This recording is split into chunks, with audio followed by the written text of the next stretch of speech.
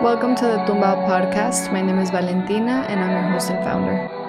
Today I'm speaking with Carolina Isabel Salazar, a photographer from Guatemala and Bellflower, California. Caro moves through the world of fashion photography, but her work reaches far beyond style. It carries memory, softness, and resistance. She shoots in medium format. Her images feel both intimate and cinematic. They're portraits that speak of femininity, heritage, and Latinidad. There's a sense of ritual in her process, a tenderness that disarms, and a gaze that sees deeply. Beyond photography, Caro is also a presence. She is someone who carries her politics and her personhood. In this conversation, we talk about her beginnings, the manifesto behind her practice, and how art can become a tool for both healing and disruption. It's a conversation full of love, a reminder that storytelling can be a form of protection. This is Carolina Isabel Salazar, and this is Tumbao. The importance of archiving is simply this is how we document our history. This is how we make sure that our stories and our work moves forward through time after we don't. Right. Many generations have walked this land before us, and there will be many who will walk it after us. As our grandmother's granddaughters, we have a responsibility to continue to carry the conversations forward that were shared with us. We have internalized the idea that we are starving artists. Our responsibility and purpose is directly connected to our lineage. Yo creo que el arte contemporáneo tiene un elemento que lo caracteriza y es el cuidado. Entonces, como mujer, pues tengo esa formación del cuidado que creo que me ha ayudado mucho a crear unas obras que busquen específicamente eso, sostener la vida. La vida se sostiene porque hay muchas manos que la guardan. Alguien te sirvió el café, alguien hizo la camisa que tienes, alguien hizo el asiento en el que nos sentamos. Y este cuidado lo generan mucho las mujeres. Entonces es realmente un privilegio poder trabajar desde lo femenino. Gracias a los ancestros, el universo y nuestros ángeles por tenernos aquí hoy, yo y Valentina, por hacer algo más grande que nosotros, por ayudar a nuestra gente, nuestra cultura y nuestras mentes. Por favor, que este momento abre muchas puertas, oportunidades, abundancia y que nos ayudes con tu luz a seguir adelante y seguir haciendo that vessel that we need to be of light. Amen. Okay. Thank you. That was beautiful. Guys. Real quick, you know? Your energy has always been so powerful. Thank you. So nurturing to me. So, Carolina Isabel Salazar, amazing photographer, talented creative. Let's talk about when you started with photography. I know that you first started exploring when you got access to a darkroom when you were 15, right? Absolutely. Okay. There was some film classes in my high school. And in that moment, I was telling my mom I was going to become an accountant, which was big no. Okay. Right? My background. Why? Did you have like an uncle that was an accountant? Todas o solo las random? tías y los tíos, no, que tienes que agarrar un trabajo bueno que te haga buen dinero. Tú como dinero. ¿Y qué vas a hacer? ¿Qué vas a hacer? No, hacer accounting y que no sé qué, que no sé cuánto. Y I would be like, yeah, sure. I'm going to kill Pero it. en mi corazón, I was like, of course not. I was horrible at math. Okay. So, yeah. Entonces, estaba tomando clases como like woodworking y que no sé qué, y después vi a Foro y me acuerdo el primer día que me senté y mi maestra se llamaba Miss Gamboa, era mexicana. Mm-hmm. Crazy how in the 90s that I was able to have such a blessing like her.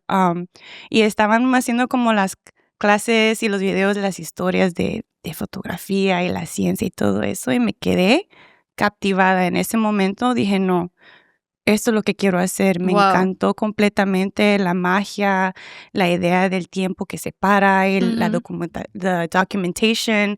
And in that moment, I knew that I wanted to do that. I thought being in the darkroom was something so magical, so therapeutic at the same time. By the time I was like a month or two in the class, I was coming every lunch and every after school to be in the darkroom. So you were obsessed. Absolutely. And even got to the point where I would go to the teacher and be like, hey, can I borrow the camera? And like the first years couldn't do that. And she would like be like, go Go Oh do my it. God. Yeah. So I Miss would roll. Gamboa. I know Shout Miss out. Gamboa, bless her. She really pushed for me, especially with my mother and my family, to like let me embrace Well, what I wanted to do. okay. Yeah. And then?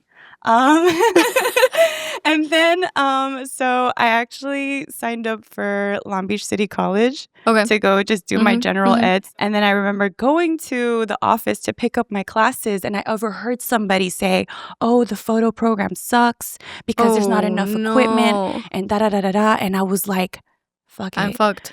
I dropped out immediately and I went to the Art Institute of North Hollywood the next day. My mom signed the subsidized loans and all that stuff and immediately just went straight into digital photography. And I was like, I need everything around me as much as possible to be able to learn what I need to learn, right?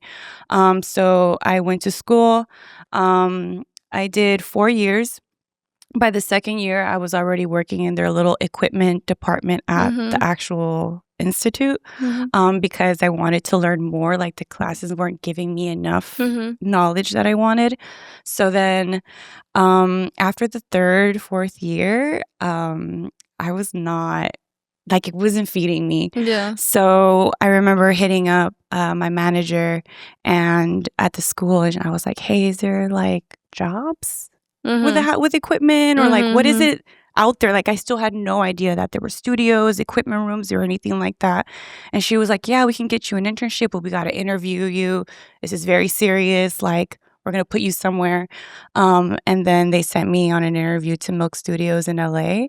Which is one of the biggest studios for photo, right? They have like LA and New York. They used to have New York. Now it's only LA, but they have also New York locations. But that's probably one of the best studios besides Pier 59. Were you doing like your own work at the same time? I'm guessing. I was like still going to school. Funny stuff is that it got to the point where I would go to class late because I had already picked up the gig. So I was interning and going to school, right? And then they offered me a job and I took it. And then I would come late to class, do my presentations and leave and early. Be like, I'm out. And they'd be like, cool. Go, because you're already in. So then I just dropped out of school. I was like, there's no point. Oh, that's amazing. I like just whoop. That's perfect. You know what I mean? Like working is 10 times a better education than art school. Absolutely. So I feel really fortunate that I just kept like, I was so curious. I was like, what is it? What's next? Like, what can I do? Yeah. How can I make money? Like, where do I go? Because I also knew that for me as a Latina woman, I was like, I'm not going to go from school to photo. I was like, I have to figure out another route that's still in the industry while I learn and figure out the ropes. Because I felt like it was going to take a little longer. Like, I just needed to understand what I was getting into. So then, I was at Milk for 4 years. I was, shout out to Ali Kayer. I love her so much. Thank you for giving me the opportunity. Became night manager of equipment after 6 months. Was managing for about 3 years. Helped them with their other locations area. And then like I hit a plateau and I was like, I couldn't be who I was supposed to be. And then I started PAing and then immediately turned photo assist. And then when I started assisting is when I started like banging out work. I was like, because I started seeing how complacent and how comfortable assistants would get. And I started seeing the money and I was like, I'm not trying to make $600 a day. I'm trying to make $3K a day. You know what I mean? I was like, let me get on this. And also, I have the vision. Like, absolutely. I have the tools. I have the resources. You know what I mean? I've learned so much behind the scenes from how to maintain a team to how to speak to clients to how to work equipment. So I want to pick your brain about that a little more. Yeah. Because you do have so much experience. And I never really understood the whole like big production photography side. Like I took a couple of photography courses in college, and then I started doing my own freelance stuff. You know, this is all before Tumbao.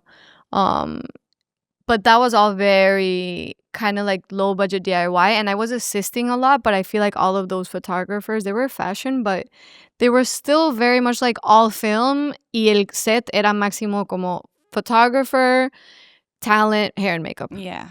And then a couple times when I assisted big shoots, like 1-3 times, I was like, what is this? Yeah. Why are there so many people? What are all these people doing? And I remember feeling like I wish I knew more about that, like what the people were for, how you get there. Yeah.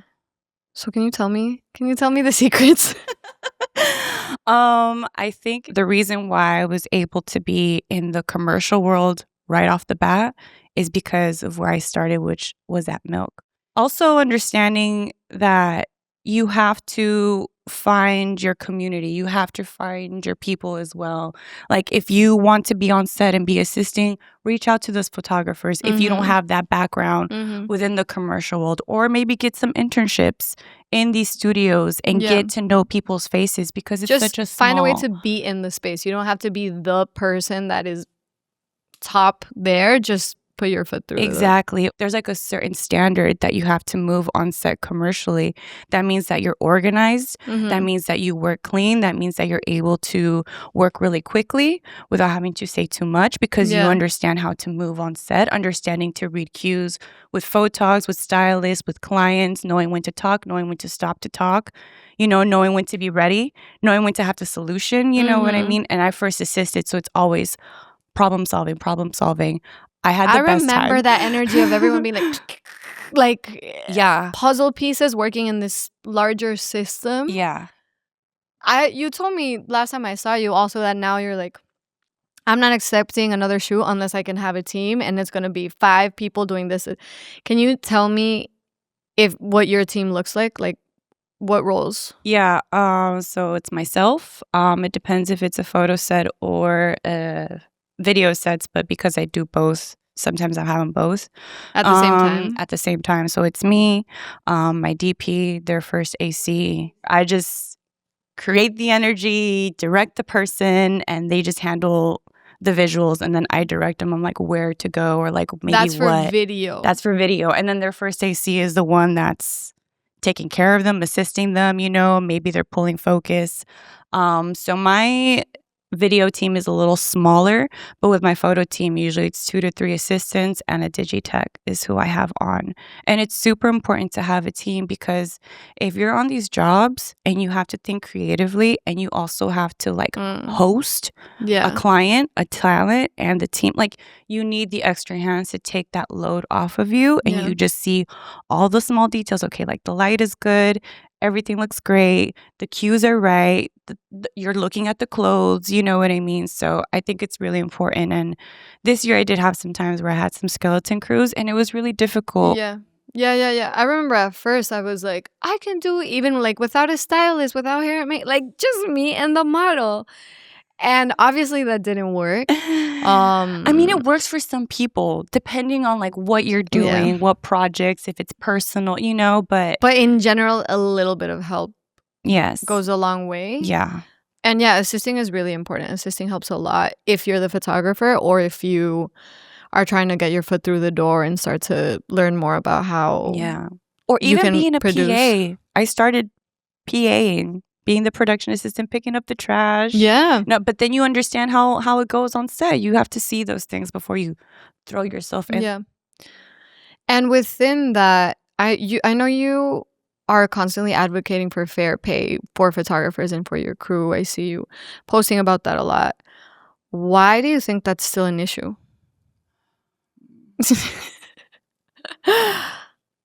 I don't understand. I think like there's this disconnect between the people that are up top. They don't see us as human. They don't see that we have to pay bills, we have to eat. Maybe because it's like a creative industry, that maybe the urgency of surviving isn't something that we're thinking, or that we need human basic needs. So I've been on set where like certain clients, and we're shooting certain things, and maybe some people aren't getting paid, and it's like, well, there's Instagram, and that's like, it's exposure. That's the exposure. It's also very competitive, and there is kind of this, they're not wrong that they can just find another photographer in a way. And I feel like you talk about that a lot, about photographers just like standing up for themselves and asking to pay what they're worth, or else like if other people don't defend themselves, they're just gonna like go to that one and leave you hanging. I know that editorial doesn't pay, right? Like magazines are just like, we'll give you a budget for you to execute your vision. I know a couple of photographers that are okay with that, because they're like, with editorial, like I do get, like it does help my portfolio and it helps me like momentum, like in the it gives you yeah. And you really are able to create beautiful things with editorial. And by editorial we mean big magazines like Vogue. Yeah. Right? But I'm curious about commercial because I also know very little about that. Yeah. I know that commercial, like supposedly you could get paid a pretty penny. Yeah. How much can someone expect? I mean, you can make 10K in a day or 10K in 3 Is that average, days. you think? I think there could be more depending how big the commercial jobs are, depending how bigger the names are. The money is out there. I think is understanding your worth and your value to say yes and no to these jobs is one. Because sometimes when you say yes to those jobs that have big brand names but little budgets, you end up having to deal with a lot of things and it ends up being more work and the money wasn't worth it. You could have been working on your own personal project and waited for the universe to give you something better. I had to learn that the hard way I'm sure. a couple times. Another thing that I think can help is just communicating with other photogs about what are the rates that you're getting. Yeah, you need to just ask people. Yeah, like know like where are the rates for like an e-com day? Is that regular to you? Does it make sense that you do 1K? They're offering 1K, or like people will come with me when I'm shooting events because sometimes I shoot events and be like, how much did you get paid? And sometimes I'm like, oh, I got paid 3, and they're like 3K. What? Like what? I got paid like $800, $600. Yeah, but it's because they don't know, you know. But I feel like the only way we are able to eliminate that is by everybody having like a standard of how they make their work, valuing the process. And this is something that the client can't say no. The corporation can't say no. Yeah. And on that note, truly just message photographers that you admire and ask them like, hey, I got offered this. Like, do you think I should get paid? Like, you would answer someone that would message you that. And I never did that for some reason. I didn't think that was possible. And at that point, I didn't have friends that were photographers, so I had no one to ask. Yeah. But it's okay. You learn. Okay, so in my research of Carolina Isabel Salazar. Oh, man. One of the things I came across was your Pinterest, where you have 81 boards, 81 folders. I counted them. And it got me thinking about, like, 81 little folders, you know? Anybody look at my Pinterest board? Yeah, no, I went deep. Oh, my God. Wow. And I know it's just like Pinterest, but it got me thinking about cataloging and keeping record of references. That's something that I'm very obsessed with. Like, people always ask me, how do I get the designers for the store? And it's because I have archives for every single thing. Whenever I see something, I put it there, and 1 year later, I end up using it. Yeah.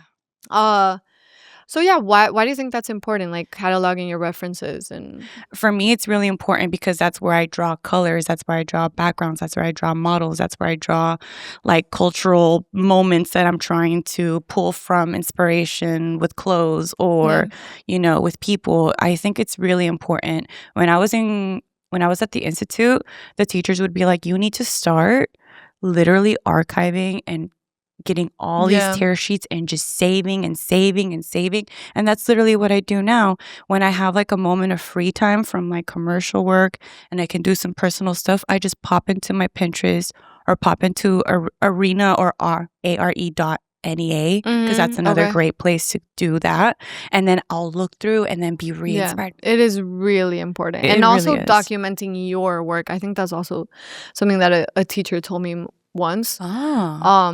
Just like pay attention to what you pay attention to and catalog it, because it's crazy how when you look back, everything really, there is como un hilo que lo conecta. Oh my God. Because of these like subconscious obsessions that we have. Sí, completamente. Hasta en tu trabajo también, like in your own work, like I'll 100%. Look back and I'm like, there's been the same theme that I've been low-key ignoring and not seeing, and now you know what I mean? Like, and then one day you're going to have a solo show in the MoMA, and you need to have like, they need to have your sketchbook. They need to have the little napkin where you wrote your idea. They need to have the voice note that you sent your friend. Like, I think it's very important for an artist to keep a catalog, an archive of all of their thoughts, everything they touch, all of their references, all their research. But once you have these set of references, how do you use them?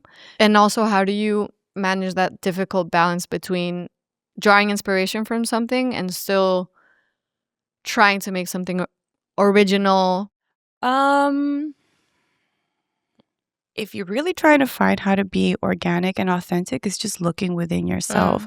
Each and every one of us has a very unique story, a very unique background. And I think that not only references are important, but also what you see on a daily basis is really important. Your mind also carries references and collections of like memories and colors.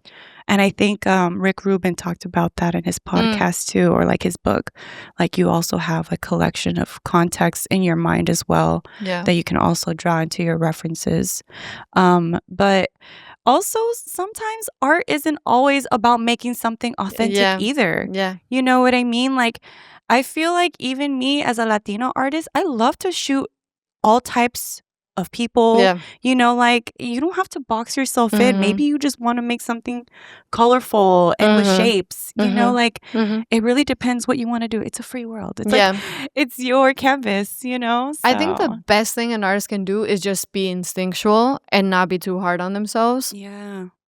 And just make. A mí me ha pasado eso. I'm like, I need it. And A mí then I'm también. like, Tengo que hacer algo increíble que nadie nunca ha visto. Es como, that's impossible because everything is a reference of a reference of a reference. Uno. Dos, it takes a really, really, really long time to even truly like define yourself and your style. But in the moment, you should just make. You need to enjoy the journey. Yeah. You need to enjoy the process. You need to enjoy all those little wins. Like, oh my God, so-and-so hit me up and I've been a big fan and now I'm going to shoot them. I think we do stress ourselves out a little too much to want to be like the one like in front of Vogue. But it's like, if you're already shooting and making your money and living that free lifestyle of expression, you're already killing it. Like my ass going by coastal and then going to Guatemala and then going to, that's a privilege. Yeah. You know what I mean? So Yeah, just make. I remember when I first started feeling like, because I had this pressure, like I needed all of this time to conceptualize something. And I realized that I will get closer to making something extremely special if at first I just start making como loca. Yeah. Obviously, you don't want to do things without intention. Like you don't want to not be awake and present as you're making, which is something that I'm seeing a lot, I think, with the regurgitation. The internet, right? Regurgitation, exacto, donde solo como... I love that you said that. Thank you. All right, guys, this is where the episode cuts off. Full episodes are exclusive to our Substack subscribers. Head over to Substack and search for Tumbao. We like Substack because it's a platform that's good for building community, which is what Tumbao does best. Much like what we do in our store, our Substack is going to be a place where you guys can talk to each other, make new friends, connect. You can ask us questions or get exclusive content related to the fashion industry. It's a $5 monthly subscription. We invite you to invest in the future of Tumbao.